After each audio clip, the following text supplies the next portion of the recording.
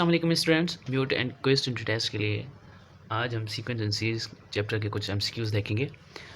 So first MCQs जो है overall groups तक जो हमने एमसीक्यूज़ किए थे ऑलमोस्ट 60 किए थे। तो 61 क्वेश्चन नंबर 61 ये है, which of the following is an AP. AP क्या होता है कि एक सीक्वेंस होती है, ठीक है, एक सीक्वेंस होती है, उसमें अरिथमेटिक प्रोग्रेशन किसको बोलते हैं, अरिथमेटिक सीक्वेंस किसको बोलते हैं। पहले तो सीक्वेंस होती है कि कोई भी रैंडम सी एक सीक्वेंस बनी हो, उसमें एक पर्टिकुलर पैटर्न दिख रहा हो, इस तरह का हो, इस तरह का हो। ये तो मतलब कोई पैटर्न नहीं बन रहा है यहाँ पे, लेकिन ये दो पैटर्न बन रहे। पैटर्न किसका बनकर जिसको हम जनरल फॉर्म में लिख सकते हैं, ठीक है, उसको हम बोलते हैं वो सीक्वेंस है। अब जो एपी होता है वो किसी भी पर्टिकुलर नंबर को ऐड करने से बनता है, और वो पर्टिकुलर नंबर क्या होता है, कॉमन डिफरेंस। वो कॉमन डिफरेंस होता है और उसको हम डिनोट करते हैं डी से।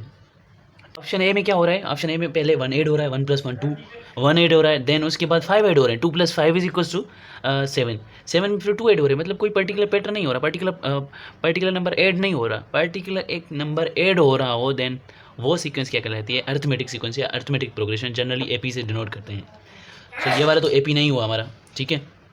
उसके बाद सेकंड वाला देखें, वहाँ पे जो है ना पर्टिकुलर नंबर 2 ऐड हो रहा है, 2 + 2 + 2 मतलब 2 ऐड होता जा रहा है, और फाइनल पे भी 2n है, ठीक है। मतलब n की जगह 1 2 3 पुट करते जाएंगे और जो हमें इस तरह की वैल्यूज़ ही जनरेट होती मिलेंगी। That means it is an AP, alright. उसके बाद ये है, इसमें देखिए 0 फिर 3, 0 + 3 हो गए, फिर देन 5 ऐड हो रहे हैं, तो मतलब ये एपी नहीं है। तो ऑप्शन बी सही है, एपी जो है वो बी ऑप्शन है। General term to find the nth term of an AP is, या तो फार्मूला है सबको, tn या an = a + n - 1 × d, option C. जिसमें ए क्या होता है, फर्स्ट टर्म होता है, एन नंबर ऑफ टर्म्स होता है, और डी जो होता है वो कॉमन डिफरेंस होता है। If a is equal to 2 first term is 2 and common difference is 2 and nth term is 64, the number of terms will be, कुछ भी नहीं है, ये वाला फार्मूला लगा लो, tn = a + n - 1 × d, ठीक है। एन ही तो फाइंड करनी है, tn की वैल्यू क्या है 64, ए की वैल्यू क्या है 2, 2 इस साइड आ जाए तो सब्ट्रैक्ट हो जाए, ठीक है। बाकी इधर क्या बचेगा, n - 1 × d, d की वैल्यू 2 है, ठीक है। और यहाँ से जो n - 1 ओवरऑल लिख देंगे और यहाँ पे क्या बचेगा 32, और ये डिवाइड हो जाएंगे यहाँ पे आके, n - 1 = सॉरी यहाँ पे 62 divided by 2 is 31 and n = 32, yes, option C. उसके बाद question number 64, if 17th term of an AP is 2 and the 25th term is 32, then what will be the common difference. इसका एक method भी है, लेकिन जो इसका बुक में भी एक फॉर्मूला दिया गया है डी के लिए, वो ये है कि टी के kth term minus jth term divided by k - j direct करने के लिए, ठीक है। एक पर्टिकुलर पैटर्न से भी कर सकते हैं, लेकिन ये डायरेक्ट फार्मूला याद रख लो और इसको समझने की भी ज़रूरत है। बच्चे क्या करते हैं, इसको मतलब गलत समझ बैठते हैं, टी जे को और टी के को इनमें फंस जाते हैं। तो बच्चों ये करना है आपने, ये के और जे क्या है, सबस्क्रिप्ट है। ऊपर वाली क्वांटिटी भले बड़े में से छोटी सब्ट्रैक्ट हो रही हो या छोटे में से बड़े सब्ट्रैक्ट हो रहे हो, कोई मसला नहीं, लेकिन डिनोमिनेटर को पॉजिटिव रखना है। मतलब डिनोमिनेटर में बड़े में से छोटे को सब्ट्रैक्ट करना है, ठीक है। तो यहाँ पे क्या करेंगे, डिनोमिनेटर के लिए देखिए, डिनोमिनेटर के ये जो 25th 17th ये है के और जे, ठीक है। तो 25th क्या है, बड़ा जो है वो 25 है, 25 - 17, ऑलराइट। और टी के क्या है, मतलब केथ टर्म कौन सा है, 25th term is 32, yes 32 minus और 70 जेथ टर्म जो है वो है 2, तो वो सब्ट्रैक्ट कर देंगे। फाइनल आंसर हमारे पास में क्या आ रहा है, 30 divided by 8, yes 8, 15 divided by 4 is our answer, alright. उसके बाद क्वेश्चन आ रहा है कि if fifth term of an AP is 7 and 7th term is 5, then what will be the 12th term। ये तो डायरेक्ट फार्मूला है, अगर किसी भी एपी का pth टर्म जो है वो q है और qth टर्म जो है वो p है, देन p + qth टर्म जो है वो 0 हो जाएगा। कैसे, आइए देखते हैं, ठीक है। मतलब ये तो आपने याद रखना है, if pth term of an AP is q and qth term of an AP is p, then p + q term will be equals to 0, ठीक है। इसका मतलब अगर यहाँ पे फिफ्थ टर्म जो है वो T5 वो अगर 7 है और टी सेवन्थ टर्म जो है वो 5 है, then T 5 plus 7 is equal to 12 then 12th term will be equals to ठीक है। 0. ये हम जो है अपने एपी वाले फार्मूले से भी कर सकते हैं कि देखिए यहाँ पे फिफ्थ टर्म जो है, मतलब फिफ्थ टर्म को किस तरह लिखते हैं, A5 इज इक्वल टू 7 या T5 इज 7 एंड A7 या T7 सेवन्थ टर्म वो 5 है। तो इनके लिए हमारे पास डी का फॉर्मूला है, ठीक है। और वैसे भी हमें पता है कि A5 को हम किस तरह लिख सकते हैं, A5 को इस तरह लिख सकते हैं A+4D, ठीक है। अब ये A5 गिवन है 7, इसकी जगह 7 लिख दो, और दूसरी इक्वेशन क्या बनेगी, आपको A7 गिवन है, A7 जो है वो 5 के बराबर है, और A7 को लिख सकते हैं A+6D। दोनों साइमल्टेनियसली सॉल्व करेंगे आपस में, तो आपके पास में जो 12th टर्म आ रहा होगा वो 0 ही आएगा, ठीक है। अच्छा, उसके बाद क्वेश्चन नंबर, ये क्वेश्चन है question number 66, how many numbers are there which lie between 2 and 84 and are divisible by 3, जिनके ऊपर 3 का टेबल जा रहा हो। और 3 के ऊपर कौन से 3 के ऊपर 3 का टेबल किसके ऊपर जा रहा होता है, जो 3 टाइम्स का 3 का मल्टीपल होता है, इंटीग्रल मल्टीपल होता है, 3 हो गया, 6 हो गया, 9, इस तरह। तो 2 and 84 के दरमियान वाले रखने नंबर्स, वो कितने हो रहे हैं, ऐसा नहीं है कि अगर 84 पे टेबल जा रहा है 3 का, ऑब्वियसली जा रहा है, ठीक है। तो 84 पे जा रहा है तो आप वो भी इंक्लूड करें, नो वो इंक्लूड नहीं करना, क्योंकि इन बिटवीन बताने जो इनके दरमियान आ रहे हो। तो इसका फर्स्ट टर्म जो है, इसके आगे कौन सा है, 3 पहला टर्म है जिसके ऊपर 3 का टेबल जाएगा। तो इस एपी का जो पहला टर्म है वो 3 है, ए जो है वो 3 है, और जो लास्ट टर्म है, लास्ट टर्म कौन सा है जिसके ऊपर 3 का टेबल जा रहा होगा, 84 में भी 3 का टेबल जा रहा है, लेकिन इनके बिटवीन नंबर्स बताने, तो 84 से जो कम वाला होगा वो लास्ट नंबर होगा, 84 से कम वाला 3 सब्ट्रैक्ट कर लो तो 81 आ रहा है। तो इसका मतलब लास्ट टर्म या एन जो है वो हमारे पास 81 है, ठीक है। और कॉमन डिफरेंस तो वैसे भी डी है ना, क्योंकि 3 फर्स्ट टर्म है उसमें ऐड करते जा रहे हैं 3, 6, 9, तो देख के खुद ही देख लेंगे कॉमन डिफरेंस डी जो है वो क्या ऐड होता जा रहा है, 3 है। तो जो डी है वो भी 3 है। अब कुछ भी नहीं करना, ये स्टेटमेंट ही चेंज करी, बाकी तो आपने वही चीज़ करनी है जो आपने पहले की थी, टी एन मतलब एन एच टर्म वो जो 81 है, 81 is N H term is equal to A+n-1 into D. A क्या है वो 3 है, प्लस n-1, n-1 को n-1 रखेंगे क्योंकि एन ही तो फाइंड करना है, डी क्या है 3 है, इसको इधर लेके आएंगे, सब्ट्रैक्ट हो जाए होकर 78 बन जाएंगे, ठीक है। 78 और ये 3 जो है आके यहाँ पे डिवाइड हो जाएंगे और n-1 के बराबर आ जाएंगे। तो और 3 टाइम्स ऑफ 26 जो होता है, 3 टाइम्स ऑफ 26 जो होता है वो 78 होता है। इसका मतलब n-1 is equal to 26, and here from we can conclude n is equals to 27. All right, option C. If an AP contains 25 numbers, अगर किसी अर्थमेटिक प्रोग्रेशन में टोटल नंबर ऑफ टर्म्स जो है 25 हैं, और फर्स्ट एंड लास्ट टर्म जो है वो फर्स्ट टर्म जो है वो 3 है, लास्ट टर्म जो है वो 13 है respectively, and sum of the terms will be, sum of terms बताने। अब हमारे पास कोई भी एपी होती है जनरली, तो उसका जो जनरली कोई एपी होती है तो उसका जो सम होता है वो ये होता है, S N is equal to n/2 into 2a + n-1 into D, where n is number of term, S N is the sum of n terms, और a is the first term, और D क्या होता है, common difference होता है। ये formula होता है। लेकिन अगर फर्स्ट और लास्ट टर्म गिवन हो तो हमारे पास शार्ट फार्मूला होता है, वो है लास्ट टर्म इज गिवन, ये वाला फार्मूला, लास्ट टर्म लेट से एल है और फर्स्ट टर्म ए है, तो n/2 into first term plus last term इसका फार्मूला है, ठीक है। तो फार्मूला लगा लो, S N is equal to n/2, total number of terms कितने बताएं 25 divided by 2 into first term plus last term, first term 3 है, लास्ट टर्म 13 है, 3 + 13 is equal to 16, multiply cancel हो जाएंगे, और 8 इंटू 25 बच रहे, वो 200 के बराबर होता है, इसका मतलब ऑप्शन डी। उसके बाद सम ऑफ फर्स्ट 20 नेचुरल नंबर्स का सम पूछ रहा है, फर्स्ट 20 नेचुरल नंबर्स का सम, फर्स्ट 20 नेचुरल नंबर्स कौन से होते हैं, 1 2 3 4 5 6 7 8 9 10 11 12 13 अप टू 20, इन सब का सम बताने के कितना होगा। अगर फर्स्ट नेचुरल नंबर्स का सम पूछ रहा हो, फर्स्ट n नेचुरल नंबर्स का सम जो है, मतलब लेट से इसका जो सम है ये 1 + 2 + 3 अप टू n, इसका जो सम होता है ना वो S N is equal to n+1 upon में 2 होता है, ठीक है। तो यहाँ पे जो है S N sum of n term, sum of 20 terms, n की वैल्यू 20 पुट करेंगे, सो 20 इंटू 20 + 1 21 हो जाएंगे, divided by 2 will be equals to 10 times of 10 times of 21, 10 times of 21 जो होता है 210 होता है, ऑलराइट। उसके बाद ये फार्मूला दे दिया है, अब ये भी सम ही पूछ रहा है, सम ऑफ 20 ऑड नंबर्स, अब फर्स्ट ऑड नंबर्स का सम पूछ रहा है, तो इसके लिए कुछ नहीं करते, हम n² का फार्मूला लगा रहे हैं।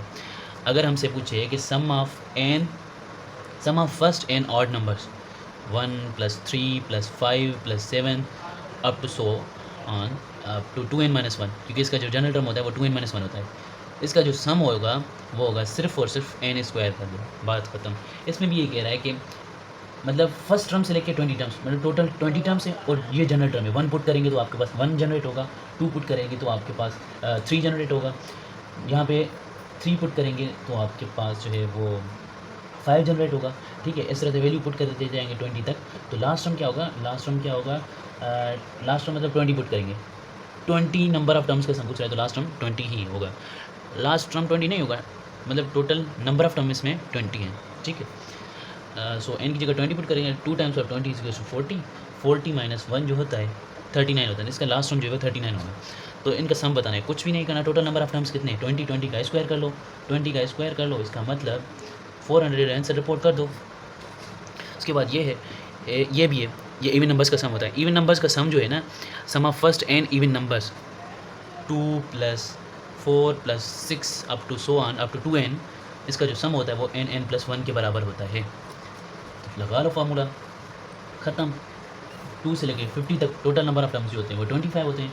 25 n+1, n+1, n क्या है 25 है, 25 में एक ऐड करेंगे तो 26 बन जाएगा। तो 25 × 26 आवर आंसर। ठीक है, उसके बाद आता है क्वेश्चन नंबर 71। क्वेश्चन नंबर 71 में क्या है, 15th टर्म ऑफ जीपी। अब जीपी आ गया। जीपी में क्या होता है कि जीपी का जो nth टर्म होता है Tn = AR पावर n-1 होता है, where Tn is nth term, A is first term, R is common ratio. ठीक है, और जीपी क्या होती है, किसी भी पर्टिकुलर सीक्वेंस में कोई पैटर्न ऐसा हो जिसमें कोई वो सीक्वेंस जो है किसी पर्टिकुलर नंबर को मल्टीप्लाई करने से बन रही हो और वो पर्टिकुलर नंबर कॉमन रेशियो कहलाता है, तो उसको हम बोलेंगे ज्योमेट्रिक प्रोग्रेशन। ठीक है, जैसे कि ये है, यहाँ पे 3 मल्टीप्लाई होता जा रहा है, multiply by 3 multiply by 3 multiply by 3 3 multiply होता जा रहा है, तो एक पर्टिकुलर नंबर से मल्टीप्लाई होता जा रहा है ये सीक्वेंस। तो ये क्या होगा, हमारे पास ये ज्योमेट्रिक प्रोग्रेशन होगा या ज्योमेट्रिक सीक्वेंस होगा। जनरली जीपी से इसको जो है मेंशन करते हैं, डिनोट करते हैं। ठीक है, सो इसका जनरल टर्म ये है। अब आपको क्या दिया गया है कि फर्स्ट टर्म भी है आपके पास, कॉमन रेशियो भी है, क्योंकि 3 मल्टीप्लाई हो रहा है, जो मल्टीप्लाई होता जा रहा है नंबर वो कॉमन रेशियो होता है। ठीक है, तो आपके पास 15th टर्म मतलब Tn पूछ रहा है, T15 पूछ रहा है, वो हो गया A क्या है 1 है, R क्या है 3 है, 3 की पावर n-1, n क्या है 15 ही है, 15 - 1 = 14, A × R पावर n-1 मतलब 3 की पावर 14 है हमारा आंसर होना चाहिए। लेकिन यहाँ पे कोई भी ऐसा आंसर नहीं है, तो बच्चे जल्दी में इसको भी आंसर कर सकते हैं कि क्या कहेंगे, 3 की पावर AR पावर n-1 होता है, तो AR पावर n चढ़ा दो, -1 अलग से लिख दो। मतलब वो -1 पावर में नहीं लिखते, फार्मूला देखो ओरिजिनल, उसमें फार्मूले में ही मतलब जो R की पावर होती है, R की पावर n-1 होती है। ऐसा नहीं होता कि R की पावर n है और -1 अलग से लिखा होता है, तो इसमें कन्फ्यूज़ हो जाता है बच्चे। इसलिए इसका आंसर तो ये है, इसका मतलब none of these. Sum of first 8 terms of GP, इस पर्टिकुलर जीपी के 8 टर्म्स का सम क्या होगा। अब इसमें दिखाई दे रहा है आपको 2 मल्टीप्लाई होता जा रहा है। ठीक है, मतलब कॉमन रेशियो इसका 2 है, और इस जब R जो है मॉड ऑफ R वो ग्रेटर देन 1 हो, तो हमारे पास इसका फार्मूला होता है SN = A into R power n-1 divided by R -1। ठीक है, तो ये फार्मूला लगा लो। 8 टर्म्स पूछा है ना, S8 = A तो 1 है, वैसे भी लिखो ना लिखो फ़र्क नहीं पड़ता। R की पावर n, R की पावर 8 टर्म्स बताए ना, तो इसका मतलब 2, R की वैल्यू 2 है, उसकी पावर n चढ़ा दो, n क्या है नंबर ऑफ टर्म्स वो 8 बताएं, 2 की पावर 8 -1 डिवाइडेड बाई क्या बताया है R -1। अब R की वैल्यू 2 है, 2 - 1 = 1, तो अगेन हमारे पास 2 की पावर 8 जो होता है वो 256 के बराबर होता है, -1 = 255, अवर डी इज आंसर। इसके बाद ये वाला क्वेश्चन आया है 1 + 1/2 + 1/4 + 1/8, ये इसका सम बताना है। टोटल नंबर ऑफ टर्म्स कितने देखो खुद ही बता सकते हैं, 1 2 3 4 5, टोटल नंबर ऑफ टर्म्स 5 हैं। और जब R की वैल्यू मॉड ऑफ R जो है वो लेस देन 1 हो, तो हमारे पास फार्मूला होता है SN का, sum of n terms of GP, वो होता है A × 1 - R की power n divided by 1 - R। ठीक है, तो ये वाला फार्मूला लगा लेंगे। SN = sum of 5 terms = A क्या है 1 है, वो लिखेंगे नहीं।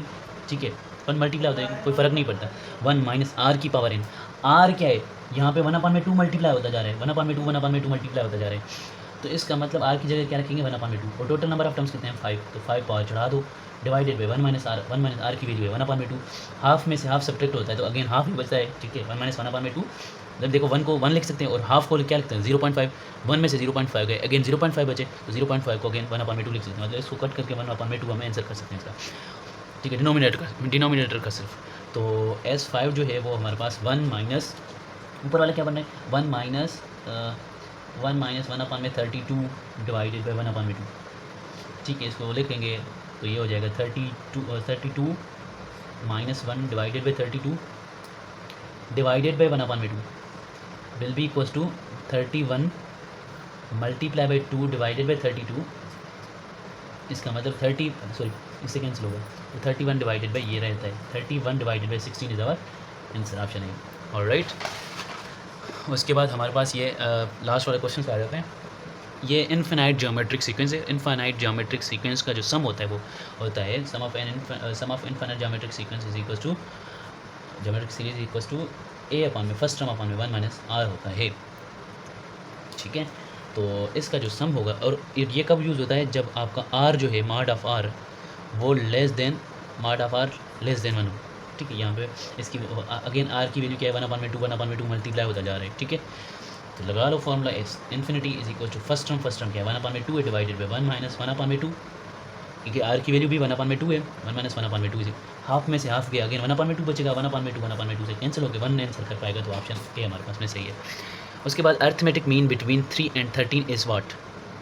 अर्थमेटिक मीन का formula arithmetic mean between A and B वो होता है, उसको ए से डिनोट करते हैं A is equal to A plus B upon 2, दोनों को ऐड कर दो डिवाइडेड बाई 2 कर दो, ये अर्थमेटिक मीन होता है। तो लगा लो formula 3 + 13 divided by 2 16 divided by 2 is equal to 8 हमारा आंसर है। यहाँ पे अगर ज्योमेट्रिक मीन पूछता तो ज्योमेट्रिक मीन के लिए क्या होता है ज्योमेट्रिक मीन जी जो होता है वो √AB के बराबर होता है प्लस माइनस AB के बराबर होता है, बट क्योंकि 3 और 13 बताया तो इनके दरमियान कोई पॉजिटिव वैल्यू यानी है, तो वो ज्योमेट्रिक मीन क्या होगी दोनों को अंडर रूट में मल्टीप्लाई कर दो 3 × 13 इज इक्वल टू 39 होता है, बात खत्म। ज्योमेट्रिक मीन इनके दरमियान ये हो गई। और हार्मोनिक मीन क्या है harmonic mean between 2 numbers A and B जो होता है वो होता है H is equal to 2AB divided by A plus B होता है, ठीक है। Harmonic mean is equal to 2A की वैल्यू 2 है B 1/2 है B की value 1/2 divided by A plus B मतलब 2 प्लस 1/2 इज़ 5/2 होता है, ऑलराइट। तो ये 2 से कैंसिल हो जाएंगे, बाकी 2 डिवाइडेड बाई 5/2 ये ऊपर चले जाएंगे, तो ओवरऑल इसका आंसर जो है 4/5 आएगा, ठीक है 4/5 आएगा। अच्छा इसको मेरे 4/5 लिखना था और आंसर भी ये 4/5, ठीक है। अल्लाह हाफ़िज़।